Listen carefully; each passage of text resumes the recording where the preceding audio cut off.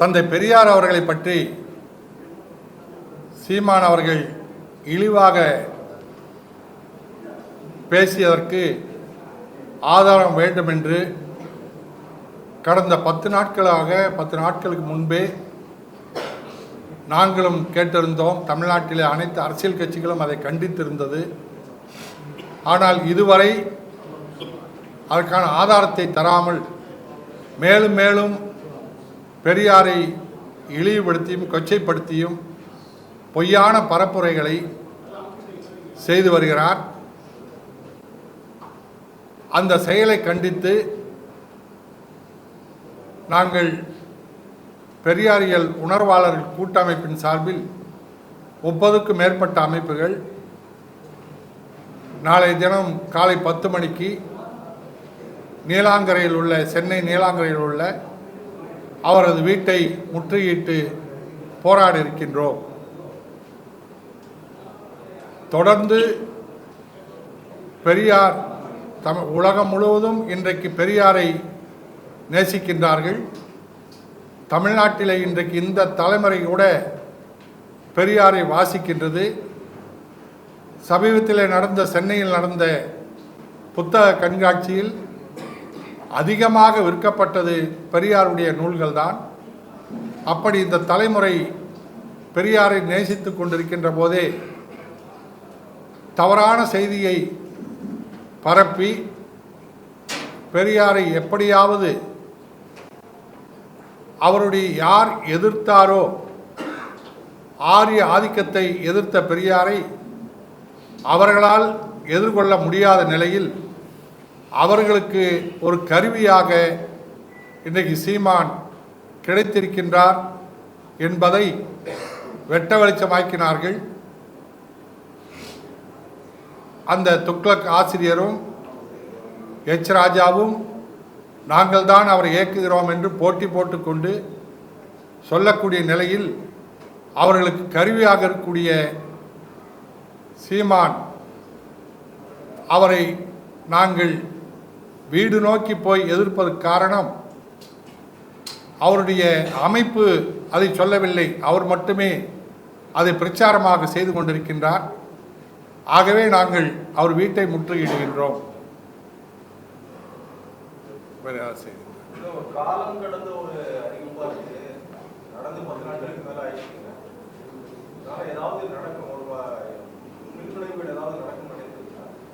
நிச்சயமாக அவர் பின்விளைவுகள் என்பது அவர் மீது நடக்கலாம்.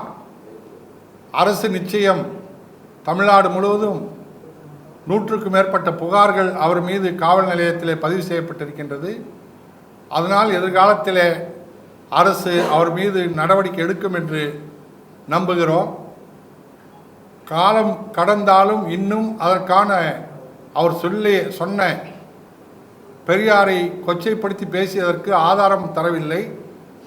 ஆதாரம் இல்லை என்று சொன்னால் அவர் ஒரு சிறந்த மனிதராக இருப்பாரானால் ஆதாரம் கிடைக்கவில்லை, நான் பேசியது தவறு என்று மன்னிப்பு கேட்டிருக்க வேண்டும். அவரும் மன்னிப்பு கேட்கவில்லை. அவருக்கு வக்காலத்து வாங்கி வந்த அண்ணாமலையும் நான் தருகிறேன் ஆதாரம் என்று சொல்லி அவரும் இதுவரைக்கும் ஆதாரம் தரவில்லை.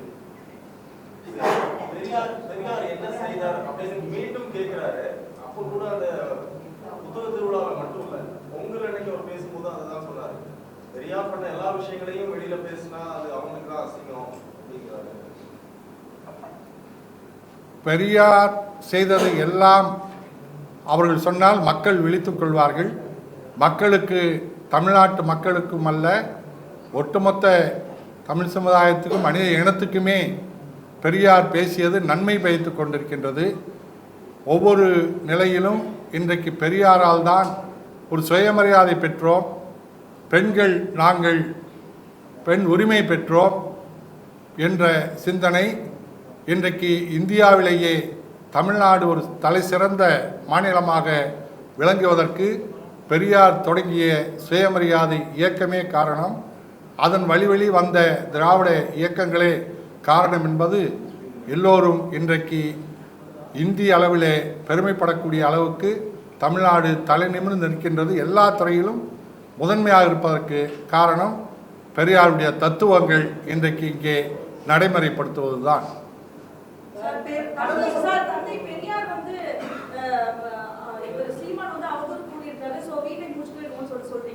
தந்தை பெரியார் வந்து சுயமரியாதை சார்ந்த விஷயமா இருக்கும், பெண்கள் சார்ந்த விஷயமா இருக்கு, நிறைய விஷயம் பண்ணியிருக்காரு. அதே போல இங்க வேங்கவேல் சம்பவம் நடந்துச்சு, இப்போ வந்து அண்ணா பல்கலைக்கழகம் தொடர்பான விஷயம் நடந்துச்சு. இப்பெல்லாம் தீக்கா எங்க சார் போச்சு? அப்பெல்லாம் நீங்க எந்த இடத்த முற்றுகையிட்டீங்க? அதை பத்தி நீங்க என்ன பண்ணீங்க? நிச்சயமா நாங்கள் அதுக்காக ஒன்றும் அந்த வேங்கவேலை நடந்தது சரி என்று எங்கும் சொல்லவில்லை.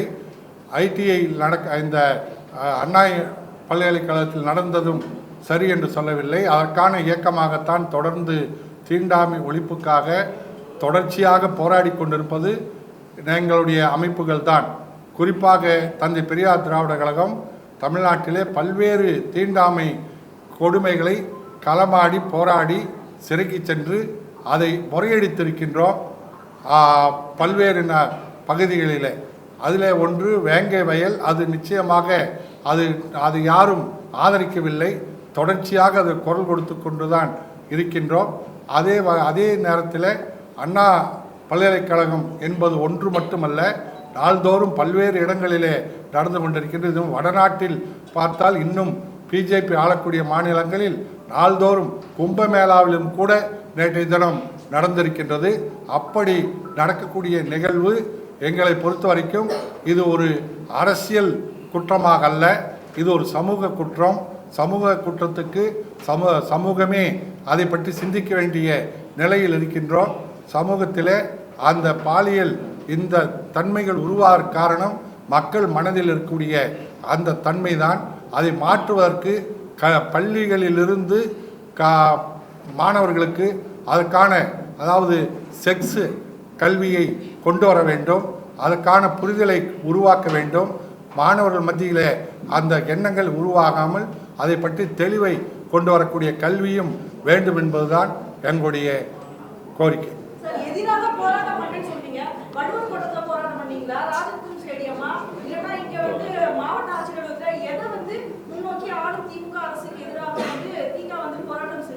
இல்லைங்க, அது வந்து தீகா கேட்டால் தீக்காட கேளுங்க.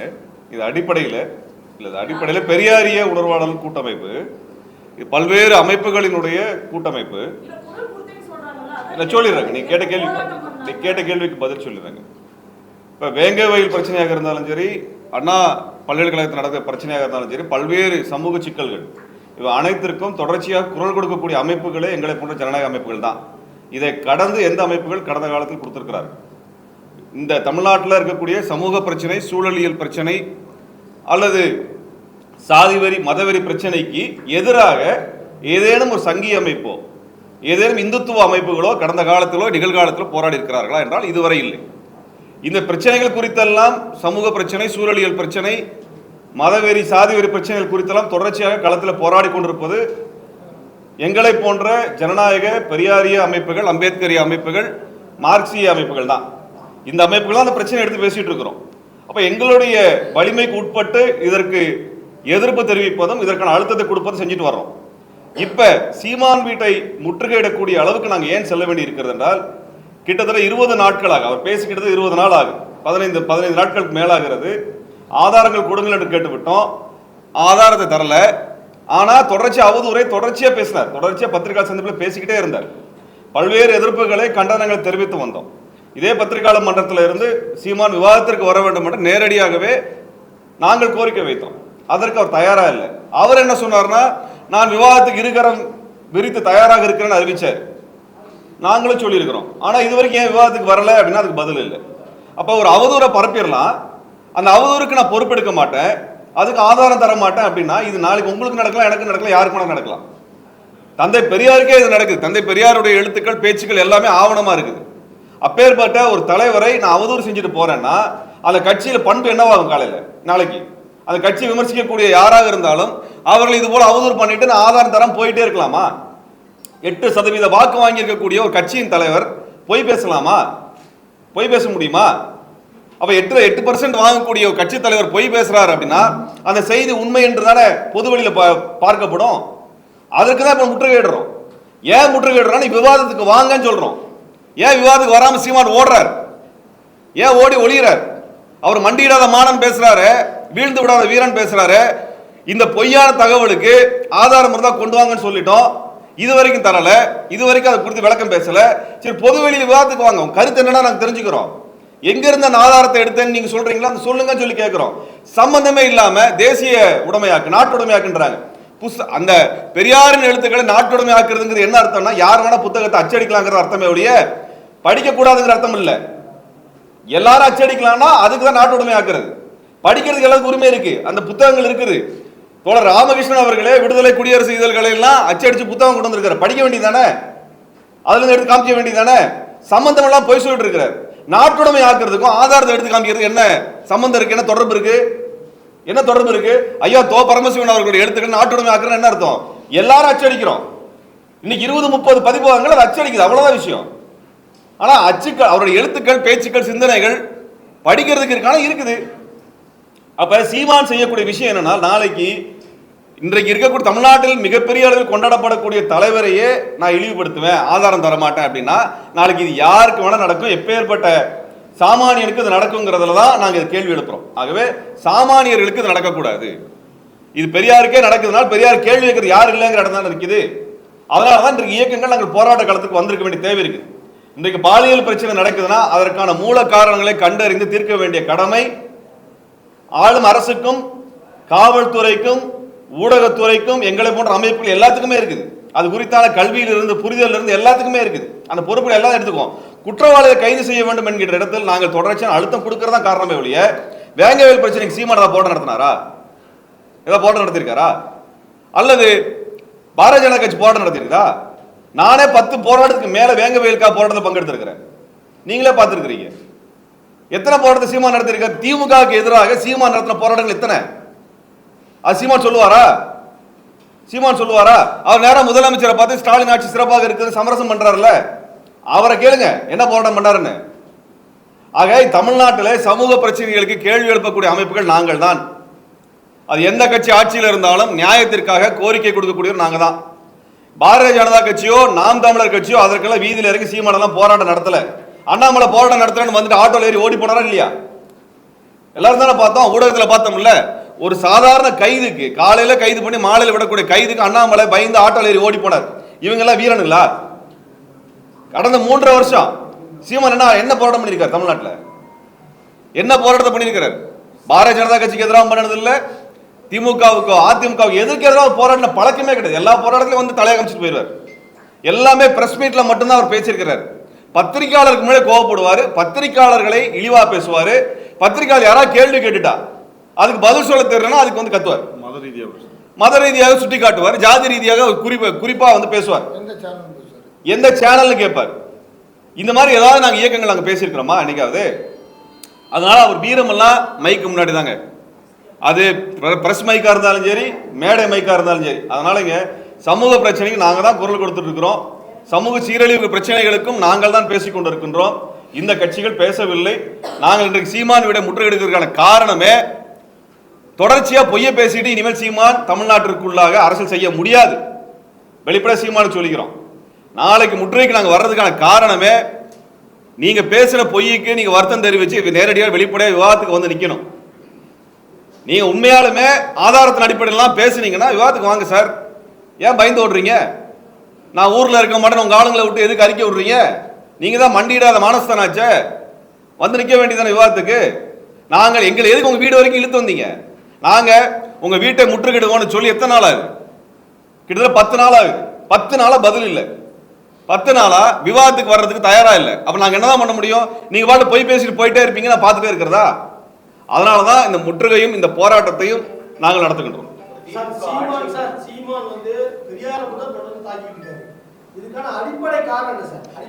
அடிப்படை காரணம் ஒன்னே ஒண்ணுதாங்க. பெரியாரினுடைய சமூக சீர்திருத்த கருத்துக்களை பற்றி, சமூக நீதி, இடஒதுக்கீடு, மற்ற வேலைவாய்ப்பு உரிமைகள், கல்வி உரிமைகள் குறித்து பெரியாரினுடைய சிந்தனைகளுக்கு இவங்களால மறுப்பு சொல்ல முடியல. பாரதிய ஜனதா கட்சி இதுவரைக்கும் மறுப்பு சொல்ல முடியல. ஒருவரை இழிவு செய்யணும்னா பெண் விடயத்தில் இழிவு செய்ததன் மூலமாக அந்த நபரையே இழிவு செய்தரலாம், அதன் மூலமாக அந்த கருத்துக்கு நிராகரிக்க செய்யலாம் என்பது இந்த திட்டத்தை வகுத்து இதற்கான புத்தகத்தை கொண்டு வந்தவர்கள் ஆர்எஸ்எஸ் கட்சியினர். சீமான் பேசக்கூடிய ஒவ்வொரு எழுத்தும் வரிக்கு வரி ஆர்எஸ்எஸ் புத்தகத்தில் இருக்கக்கூடிய அவதூறு பிரச்சாரங்கள். அதுக்கு அரசு இது வரைக்கும் ஆதாரம் கொடுத்ததே கிடையாது. அவங்க ஏன் பண்றாங்கன்னா, பெண்கள் குறித்தான ஒரு அவதூறை பரப்பணும்னா சாதாரண மக்கள் உடனே எடுத்துக்குவாங்க. அதனால தான் அதை பேசுறாங்க, வேற ஒரு காரணமும் கிடையாது. இந்த இந்த பெரியாரினுடைய கருத்துக்கள் எல்லாமே, இந்து மதத்தை விமர்சித்த கருத்துக்கள் எல்லாமே இந்து மத சாஸ்திரங்களில் புராணங்களில் என்ன எழுதியிருக்கிறதோ அதை மேற்கோள் காட்டி தான் விமர்சிச்சிருக்காரே ஒழிய இந்து மத சாஸ்திரங்கள் சொல்லாத ஒன்றை பெரியார் பேசவே இல்லை. பெரியார் வாழ்ந்த காலத்திலேயே இந்த புரோகிதர்களோ இந்து மத அறிஞர்களோ பெரியார் கருத்துக்கு மறுப்பு சொன்னதில்லை, மறுப்பு சொல்ல முடிந்ததில்லை. புராணங்களில் இதெல்லாம் இல்லை என்று அவர்கள் சொன்னதே இல்லை, சாஸ்திரங்கள் இதெல்லாம் இல்லை என்று எந்த இந்து மத மடாதிபதிகளும் சொன்னதில்லை. சங்கராச்சாரியர் சொல்லியிருக்கிறார் அன்னைக்காவது, பெரியார் சொன்ன கருத்துக்கள் இந்த கருத்துக்கள்லாம் எங்க சாஸ்திரத்துல இல்ல, புராணத்துல இல்லைன்னு சங்கராச்சாரியார், அது பூரி சங்கராச்சாரியாரோ காஞ்சி சங்கராச்சாரியாரோ, சங்கராச்சாரியார் எழுதின தெய்வத்தின் குரலிலே இந்த கருத்து இருக்கு, இதை எடுத்து அவர் போட்டிருக்காரு. அப்ப இப்படிப்பட்ட இடத்துல இதுதான் பெரியாரை இழிவுபடுத்த வேண்டியது என்பதுனா பெண் விஷயத்துல ஒரு கருத்தை திருச்சி பேசுறது மூலமாக பண்றது. நாளைக்கு யாருக்கு வேணா நடக்குங்கிற அந்த சமூக அக்கறையின் பேர் தான் இதை பண்ணுகின்றோம். அதான் அதுக்காக முற்றுகை போடுகின்றோம். அடிப்படையில் என்னங்க, நாம் தமிழர் கட்சியினுடைய மாநில ஒருங்கிணைப்பாளர் திரு ஜெகதீச பாண்டியன் சீமான் அவர்களுடைய கருத்திற்கு மறுப்பு தெரிவித்து இது கட்சியின் கருத்து அல்ல என்று அறிக்கை வெளியிட்டார். அது கட்சியினுடைய முதன்மை ஒருங்கிணைப்பாளர், கட்சியினுடைய இதர மாவட்ட செயலாளர்கள் சீமானுக்கு ஆதரவாக பேசியதாகவோ எழுதியதாகவோ பெருமளவு நாங்கள் பார்க்க முடியவில்லை. பல மாவட்ட பொறுப்பாளர்கள் பதவியிலிருந்து வெளியேறுகிறார்கள். அப்ப இது கட்சியின் கருத்தோ அல்லது கொள்கை முடிவோ அல்லது கட்சியில பொதுக்குழுவில் எடுக்கப்பட்ட முடிவோ செயற்குழுவில் எடுக்கப்பட்ட முடிவோ அல்ல, சீமானுடைய சொந்த கருத்தாக முன்வைக்கப்பட்டிருக்குது. ஆனால் நாம் தமிழர் கட்சியின் உறுப்பினர்கள் மீது எங்களுக்கு எந்த வருத்தமும் கிடையாது. அந்த தொண்டர்கள் தமிழினத்தின் மீது இருக்கக்கூடிய விருப்பத்தின் அடிப்படையில், நேசத்தின் அடிப்படையில் இவரது பேச்சை கேட்டு ஏமாந்து அந்த கட்சியில போய் சேர்ந்திருக்கிறாங்க. ஆனால் அவர்கள் மீது எங்களுக்கு எந்த வருத்தமும் கிடையாது. அவர்கள் தவறாக வழிநடத்தக்கூடிய, அவர்களை வைத்து பிழைக்கக்கூடிய சீமானை அம்பலப்படுத்துவதற்காகத்தான் இந்த போராட்டத்தை நாங்கள் அவர் வீட்டை நோக்கி நடத்துகின்றோம்.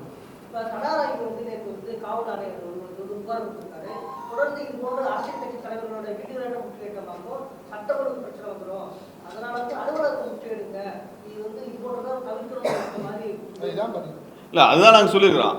கட்சி ரீதியாக முடிவெடுத்து அறிவிக்கிட்டோம். நாம் தமிழர் இதான் கொள்கை முடிவு அறிவிக்கிட்டோம். அதுக்கப்புறம் நாங்க அவருடைய அலுவலகத்தை முற்றுகிடுவதா வீட்டை முற்றுகிடுவதா முடிவு அதுக்கப்புறம் எடுத்துக்கோங்க.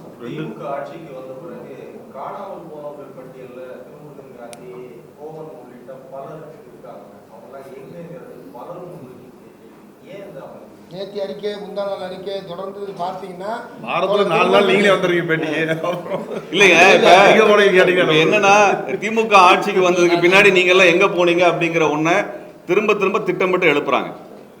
இந்த போராட்டங்கள் நடந்து கொண்டிருக்கிறது, அந்த இடத்தில் செய்தியாளர்கள் எங்க போனாங்கன்னு நான் கேட்க வேண்டியிருக்கு. நாங்க அதுதான் கேள்வி கேட்க வேண்டியிருக்கு. எங்களோட ஏன் செய்தி ஆக மாட்டேங்குது நான் கேட்க வேண்டியிருக்கு. ஒரத்தநாடு பிரச்சனைக்காக நான் அந்த இடத்துக்கு போய் கலெக்டர் ஆஃபீஸ் போய் எஸ்பி ஆஃபீஸில் போய் மல்லு கட்டி இங்கே ஆர்ப்பாட்டத்தை நடத்தி பத்திரிகையாளர் சந்திப்பு நடத்தி, இதே போல சங்கரலிங்கபுரத்தில் தீண்டாமைச்சுவருக்கு எதிராக போராட்டம் நடத்தி அந்த களத்துக்கு போய் தூத்துக்குடியில் மீனவர் படுகொலைக்காக 10 ஊர்களில் போராட்டம் நடத்தி கைதாகி மாஞ்சோலைக்கு நேராக போய் இங்கே பத்திரிகை சந்தை நடத்தி கருத்தரங்கு நடத்தி போராட்டம் நடத்தி, இது எல்லாமே இதே திமுக ஆட்சியில் நடந்ததெல்லாம் ஏன் செய்தியாகலன்னு தயவு செஞ்சு நீங்க தான் சொல்லணும். எந்த ஊடகத்தில் கடந்த 7 வருஷம் கூப்பிட்டுருக்கீங்க சொல்லுங்க? எதுவும் கூப்பிட்டதில்லை. நாங்கள் வரமாட்டோம் நினைக்க சொல்லியிருக்கோமா? எங்களே கூப்பிட்டதில்லை. அதுக்கு ஏதாவது பதில் வரணும்ல. பிஜேபி காரங்க லெட்டர் போட்டிருக்காங்க, திருமுருகனை கூப்பிடக்கூடாது, கோவை ராமகிருஷ்ணனை கூப்பிடக்கூடாது, குழந்தை அரசனை கூப்பிடக்கூடாதுன்னா அது ஏத்துக்கிட்டீங்க. நாங்க என்ன பண்ண முடியாதுக்கு? எங்களையே கூப்பிடல, நீங்க தான் சொல்லணும். 4 பேர்ல ஒரே ஆள். பரந்தூர் திட்டம் இருக்குது, என்னைக்கா கூப்பிட்டு கேட்டிருப்பீங்களா? விவாதத்தை கூப்பிட்டுருப்பீங்களா? என் கருத்து என்னன்னு கேட்டிருப்பீங்களா? அதுக்கு நாங்க என்னங்க பண்ண முடியும்? நாங்க எப்பவும் போல வருஷத்துக்கு கிட்டத்தட்ட 250 இருந்து 300 கூட்டங்கள், போராட்டங்கள், ஆர்ப்பாட்டங்கள்ல இருக்கிறோம். இதே பத்திரிகையாளர் சந்திப்புல கடந்த 20 நாட்கள்ல 6-7 பத்திரிகையாளர் சந்திப்புக்கு நாங்க வந்திருக்கிறோம். நாங்க என்ன செய்ய முடியும் இதுக்கு மேல? நாங்க பத்திரிகை ஆபீஸ் வாசல்ல தான் உட்காரோம்.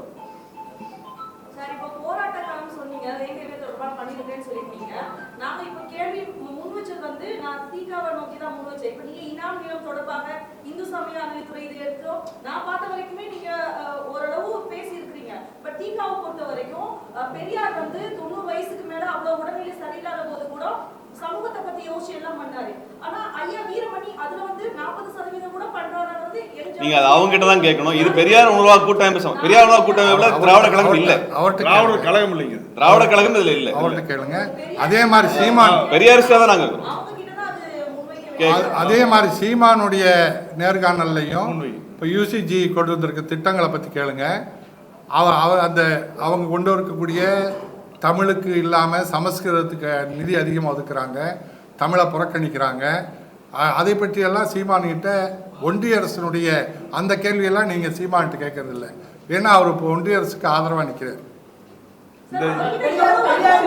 பெரியார் குறித்து சீமான் வந்து முன்வைத்த குற்றச்சாட்டுகளை வந்து முதன்மையானது வந்து ஒரு விடுதலை பத்திரிகையில வந்து அவருடைய பிறந்த நாள் செய்தியா வந்ததுல வந்து பார்ப்பனர் நமக்கு எதிரானவர், குழுக்கள், இஸ்லாமியர்கள்லாம் வந்து நமக்கு எதிரிகள் மாதிரியான ஒரு சமூக வலைதளம் பரவிட்டே இருக்கு. உங்க சைட்ல இருந்து இது வரைக்கும் எந்த விதமான ஒரு மறுப்போ விளக்கமோ இல்லைங்க.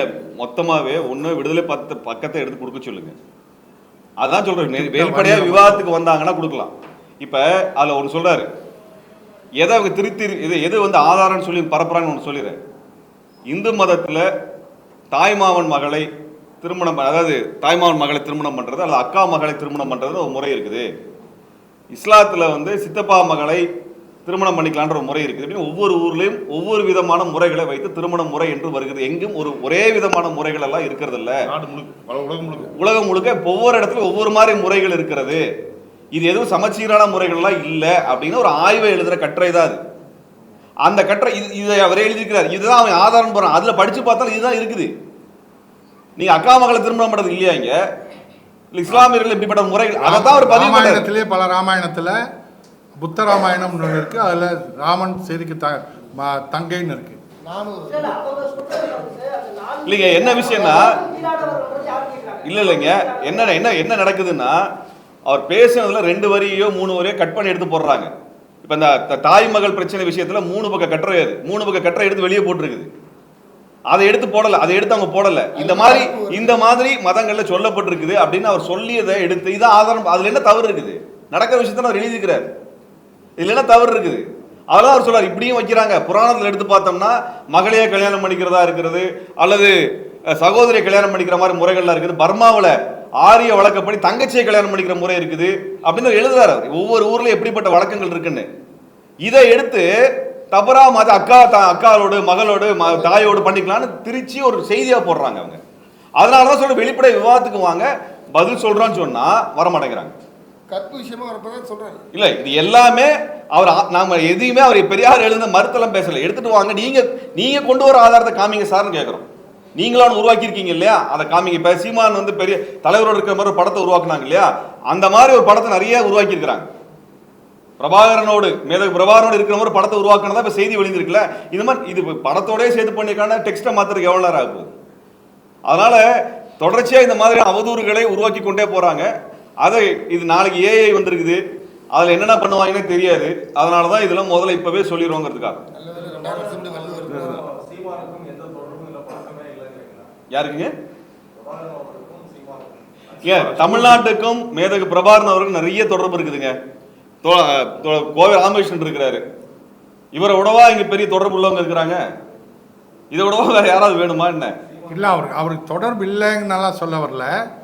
அவர் போய் பார்த்தா அவர் போனார் வர்றாருங்கிறது விவாதம் இல்லை. அந்த படம் உண்மையா, அந்த ஒரு படத்தை வச்சு தான் இந்த தமிழ்நாட்டில் இத்தனை இளைஞர்களை ஏமாற்றிட்டு இருக்காங்கிறது தான் குற்றச்சாட்டு. அந்த படத்தை ஒன்றை போட்டு பிரபாகரனை பற்றிய ஒரு சமையல்காரரை போல அவரை ஒரு குக்கர் சமையலறையில் இருப்பவரை போல சீமானை மாற்றிக்கிட்டாரே.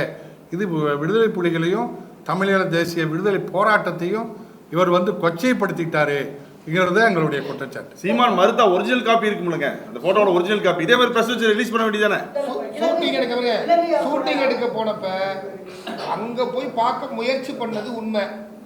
அதில் இன்னும் 20 கருத்து இருக்குது. நான் ஏற்கனவே நானே ஒரு இதில் சொல்லியிருக்கிறேன். அதனால இப்போ என்ன விஷயம்னா, அந்த இடத்துல வந்து அவர் பார்த்ததா இல்லையான்றதே வந்து இப்போ உறுதிதமாக இல்லை. வேற போட்டோ காட்டுங்கன்னு கேட்குறோம். இந்த போட்டோ தான் வேற ஏதாவது காட்ட சொல்லுங்க. கேளுங்க, ஷூட்டிங்கில் இருக்கிறவங்க தான் காட்டுறாரு. உடைய உண்மையான புலிகளுக்கு பயிற்சி கொடுத்த மாதிரி ஷூட்டிங்கில் கேமரா வச்சிருக்கிறத காட்டுறாரு. அவர் அங்கே நடந்துக்கிட்டதுக்கு அவரை வெளில அனுப்பிச்சு விடுங்கன்னு சொன்ன வரலாறுலாம் இருக்குது. வரலாறு தெரிஞ்சவங்களுக்கு தெரியும். வந்து பேசுறதுக்கு நாங்கள் உண்மையாக பேசுகிறோம். பிரபாகரன் மறைந்த பிறகு இலங்கை அரசால் கைப்பற்றப்பட்ட ஆவணங்கள்ல பிரபாகரோடு சீமான் இருக்க மாதிரியான புகைப்படங்கள் வந்து இந்த வெப்சைட்ல இருக்கு. பார்ப்பனர் இந்த மாதிரியான ஒரு கருத்து சொல்றாங்க. அவர் வந்து ராஜபக்சே இவருக்கு சொன்னாராமா? இல்ல இல்ல இலங்கை உளவுத்துறை கைப்பற்றின ஆவணம் நான் கைப்பற்றி வச்சிருக்கோன்னு இவருக்கு ஃபோன் பண்ணி சொன்னாங்களாமா? ராஜபக்சே உளவுத்துறை இவருக்கு தொடர்புல, சீமான் தொடர்புல இருக்காமா? நாங்கள் அதான் முதல்ல அதை கேட்குறோம். உங்களுக்கு இந்த தகவல் இலங்கையோட உளவுத்துறை அங்கே பிரபாகரனிடமிருந்து, எல்டிடியிடமிருந்து, விடுதலை புலிகளிடமிருந்து கைப்பற்ற ஆவணங்களில் சீமான் உங்களுடைய போட்டோவும் இருக்குது அப்படின்னு இலங்கை உளவுத்துறை சீமானுக்கு ஃபோன் பண்ணி சொல்லிச்சாமா? நான் கேட்குறேன், எனக்கு தெரியல. வெப்சைட்ல இருக்கு, போய் பாருங்க. வெப்சைட்ல எடுத்து போட சொல்லுங்க. உளவுத்துறையில் இருக்கிற படம் இவர்கிட்டே இல்லை. எல்லாம் சுத்தி சுத்தி போனாக்க தான் வரும். ஐயா 2 நாளைக்கு முன்னாடி இந்த கொச்சையான கருத்தை தாய் மகளை வச்சு பெரியாரை சம்மந்தப்படுத்தி பேசுற 2 நாளைக்கு முன்னாடி பத்திரிகையாளர் மணியுடைய பேட்டி ரிலீஸ் ஆச்சு பிஎன் நியூஸ்ல. அதுல நாங்கள் மதிப்புக்குரிய வழிகாட்டுகிறார் பெரியார் 2 நாளைக்கு முன்னாடி. 2 நாள் எப்படி இவ்வளோ கொச்சையா பேச முடியுது? அப்படியே மாத்தி இல்லைங்க. அடிப்படையில் வந்து அவர் பெரியாரை இழிவா பேசுறதுல இன்னொரு உள்நோக்கம் என்னன்னா, ஈரோடு இடைத்தேர்தலில் பாரதிய ஜனதா கட்சிக்கு பதிலாக பெரியாரை இழிவாக பேசி பெரியாரின் பிறந்த ஊரிலே தேர்தலில் நின்று பாரதிய ஜனதா கட்சி வாக்குகளையும் சேர்த்து வாங்கி, அதிமுக தேர்தல் நிக்கல அந்த வாக்குகளை சேர்த்து வாங்கி தனக்கு வாக்கு வங்கி அதிகமாக இருப்பதாக காட்டுவது இவருக்கு ஒரு நோக்கம். பாரதிய ஜனதா கட்சி இவருக்கு வக்காலத்து வாங்க வந்ததுக்கு காரணம் என்னன்னா, பெரியாரை இழிவுபடுத்தி பெரியாரின் சொந்த ஊரிலேயே ஒருவர் இவ்வளவு வாக்கு வாங்கிட்டாரு அப்படின்னு காட்டுவதற்கான திட்டம் பாரதிய ஜனதா கட்சியின் திட்டம். ஆக பாஜகவிற்கும் RSSக்கும் கூலி வேலை பார்ப்பதற்காகவும் தனக்கு வாக்கு வங்கி அதிகமாக இருக்கணும் காமிக்கிறதுக்காக தான் பெரியாரை இவ்வளவு இழிவா பேசிட்டு ஓடி போயிட்டார். அதனால விவாதத்துக்குலாம் வரமாட்டார். அதனால அவருடைய நோக்கமே ஈரோடு இடைத்தேர்தலில் பாரதிய ஜனதா கட்சி ஆதரவாளர்களின் வாக்குகளை பெற்று தமிழ்நாட்டில் பெரியாரை இழிவாக பேசி வாக்கு வாங்கிவிட முடியும் என்று இவரும் காட்ட விரும்புகிறார், RSSம் காட்ட விரும்புகிறது. அதனாலதான் இவரை சங்கி சீமா நாங்க சொல்ல வேண்டிய இடத்துக்கு வந்து நிக்கிறோம். ஆனா அங்க ஈரோட்டில் அதிமுக இவங்களுக்கு, அதாவது நாம் தமிழர் கட்சிக்கு வாக்களிக்க மாட்டாங்க. காரணம் என்னன்னா, இவர் ஏற்கனவே 2 ஆண்களுக்கு இடையில ஒரு பொம்பளை படுத்திருக்கா அப்படின்னு சொல்லி கலைஞரையும் எம்ஜிஆர் சமாதிக்கு இடையில ஜெயலலிதா அம்மா அவர்களுடைய சமாதி இருக்கிறத வச்சு இப்படி கொச்சையா பேசியிருக்கார். 2 ஆம்பளைகளுக்கு மத்தியில் ஒரு பொம்பளை படுத்திருக்கா என்று ஜெயலலிதாவை அவ்வளவு கேவலமாக கொச்சையாக பேசியிருக்காங்க. நிச்சயமாக அது அதிமுக தொண்டர்களுக்கு நல்லா தெரியும். அதே மாதிரி அதிமுகவுடைய நிறுவனர் எம்ஜிஆர் பெரியாரின் மீது எவ்வளோ பற்று கொண்டவர் என்பதற்கு ஒரே அடிப்படை காரணம், ஆதாரம், ஈரோடு மாவட்டத்துக்கு எம்ஜிஆர் தான் பெரியார் மாவட்டம்னே பேர் வச்சார்.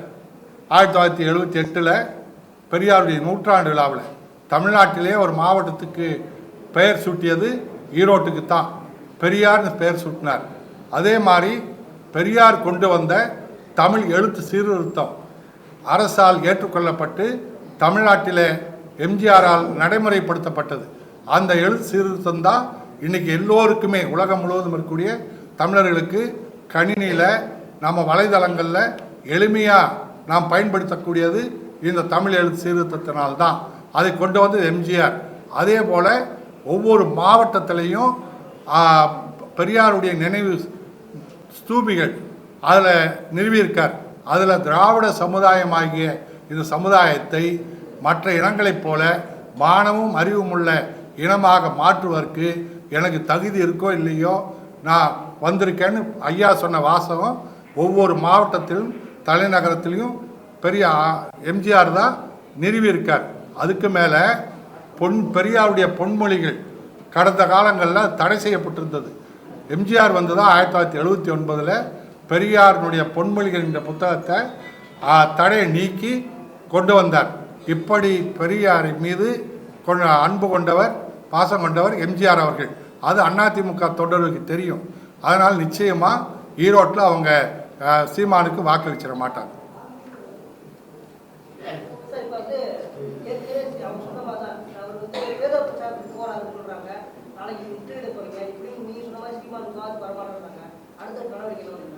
இல்லைங்க, நாங்கள் முற்றுகையிடுவது என்பது அவர் விவாதத்துக்கு வரணுங்கிறது ஒன்று, வரலைன்னால அவர் சொன்னது பொய்ன்னு அம்பலமாகுது.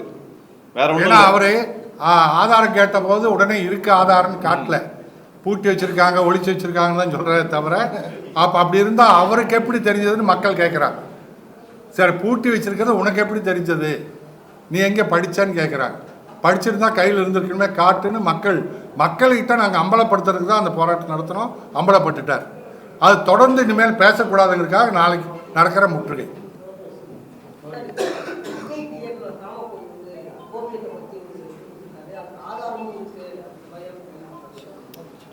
இல்லை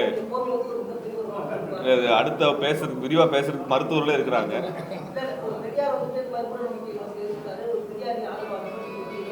கண்டிப்பாக எங்களுக்கு கடமை இருக்கு. ஒன்னே ஒண்ணுங்க, சிறுநீர் அப்படிங்கிறது உடம்பு கழிவாக வெளியேற்றுவது.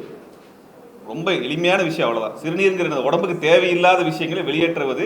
அது நீராக வெளியேற்றுவது, சிறுநீராக வருகிறது, திடப்பொருளாக மலமாக வெளியில் வருது. அதை போய் யாராவது தின்பானுங்களாங்க, குடிப்பானுங்களா? இந்த அறிவு கூட இல்லைன்னா என்னதான் பண்ண நம்ம. அதனால இது வந்து அவங்களுக்கு வந்து ஒரு அவங்களோட முட்டாள்தனத்தினுடைய அப்பட்டமான வெளிப்பாடு. ஐஐடின்னா பெரிய அறிவாளி கிடையாதுங்க. பல முறை நாங்கள் சொல்லிட்டோம், ஐஐடினா அறிவாளி நினைச்சிட்டு இருக்கிறோம். அறிவாளிலாம் கிடையாது. அவங்க இந்தியாவுக்காக எதையும் அவங்க கண்டுபிடிக்கலாம் இல்லை. சாதாரணமாக நம்ம அரசு பள்ளிக்கூடத்தில் படிச்சுட்டு போனவங்க, அண்ணா பல்கலைக்கழகத்தில் படிச்சுட்டு போன நம்ம இன்ஜினியர்ஸ் தான் ராக்கெட்லாம் விட்டுருக்குறாங்க.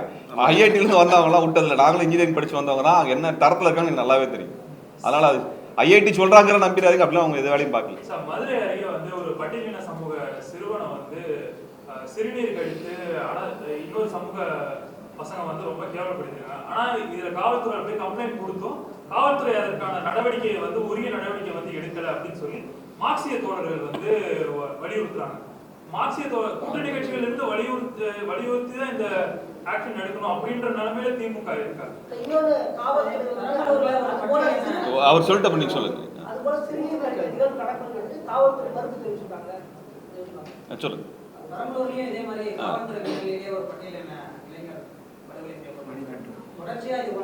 தமிழ்நாட்டிலங்க சாதிய அண்ணா யூனிவர்சிட்டியும் காவல்துறை சரியாக செயல்படுதுன்னு சொல்லி தான் ஆல்ரெடி போராட்டங்கள் நிறைய நடந்துட்டு இருக்கு. இப்போ இந்த மாதிரி காவல்துறை வந்து சரியாக உரிய நடவடிக்கைகளோ இல்ல அதற்கான இதோ கொடுக்கலன்னா அப்போ காவல்துறை முதலமைச்சரின் கைகளில் இருந்து அவிழ்த்து விடப்பட்டதா? இல்லைங்க, இது ஒரே ஒரு தான். இது ரொம்ப நாளாக நாங்கள் இந்த ஒவ்வொரு பத்திரிகை சந்திப்பு இதை மையப்படுத்தி தான் நாங்கள் பேசிட்டு இருக்கிறோம். தமிழ்நாட்டில் சாதிக்கு எதிரான சாதிய ரீதியான வன்முறைகள் அதிகமாகிக்கிட்டே போயிட்டு இருக்குது. இது சமூக சிக்கலாகவும் பார்க்க வேண்டியிருக்கு. ரெண்டாவது, அரசியல் சாசனத்தின் அடிப்படையில் நடவடிக்கை எடுக்க வேண்டிய காவல்துறை உரிய நேரத்தில் உரிய குற்றவாளிகளை கைது செய்வதில்லை. இது இன்றைக்கல்ல நீண்ட காலமாகவே இது ஒரு பெரிய குறைபாடாகவே இருக்குது. திமுகவின் கூட்டணியில் இருக்கக்கூடிய கட்சிகள் தான் எதிர்கட்சிகளாகவும் சேர்ந்து வேலை செய்கிறாங்க. மக்களுக்கான குரலாகவும் அவர்கள் தான் பதிவு செய்கிறாங்க. இதை அதிமுக செஞ்சிருக்கணும், ஏன் செய்யலன்னு தெரியல. பாஜக செய்ய போறது இல்லை, நாம் தமிழர் பத்தி கவலைப்பட போறது இல்லை. அப்ப கூட்டணி கட்சிகள் செய்வதன் மூலமாக இது ஒரு ஜனநாயக ரீதியான அழுத்தத்தை தந்து இந்த விஷயத்தை நடத்துவது என்பது சாத்தியமாக இருக்குது. அப்படிதான் எல்லாமே நடக்குது. இது நீங்க சொன்ன பட்டியல் மட்டும் இல்ல, பெருங்காஞ்சியில் நடந்த படுகொலையில இருந்து அந்த பையன் கிணத்துல விழுந்து செத்து போயிட்டான்னா இது இருக்கு, எஃப்ஐஆர் இருக்கே ஒழிய அவன் கொலை செய்யப்பட்டதன் ஆவணங்களை ஆதாரங்கள் இருக்குது, ஆனால் வழக்கு பதிவு செய்யறது இல்லை. இது தொடர்ச்சியா இது போல இந்த சாதிய படுகொலைகள் நடந்து கொண்டே இருக்குது. இதற்கு எதிரான கடுமையான போராட்டங்கள் எல்லா தரப்பிலிருந்து வரணுங்கிறத நான் விரும்புறோம். இல்ல போராட்டங்கள் நடத்தணும்ன்றது கருதிப்படும். ஆனா ஒரு திமுக முதல்வருடைய கையில தான் வந்து உள்துறை அமைச்சகம் இருக்கு, போலீஸ் மினிஸ்டரும் அவரா தான் இருக்கு. இவ்வளவு தூரம் அண்ணா யூனிவர்சிட்டி நடந்தும் இந்த மாதிரியான விஷயங்கள் நடக்குதுன்னா இது அவருக்கு தெரியாதா இல்ல தெரிந்தும் தெரியாத மாதிரி இருக்கிறாரா? இல்ல நாங்க என்ன கேட்கிறோம்னா, இது நீங்க அவங்ககிட்ட நேரடியாக கேளுங்க. அவர்களுடைய இது போன்ற குறைபாடுகளை கண்டித்து நாங்கள் பல முறை பேசிட்டோம், ஆர்ப்பாட்டம் பண்ணிட்டோம். இந்த சந்திப்பு என்பது இந்த குறித்த பிரச்சனை குறித்த ஒரு விஷயம்தான். அதற்கான பத்திரிகை சந்திப்பு தொடர்ச்சியாக நாங்கள் நடத்துவோம். அதில் நீங்கள் கேட்டீங்கன்னா நான் பதில் சொல்ல முடியும்.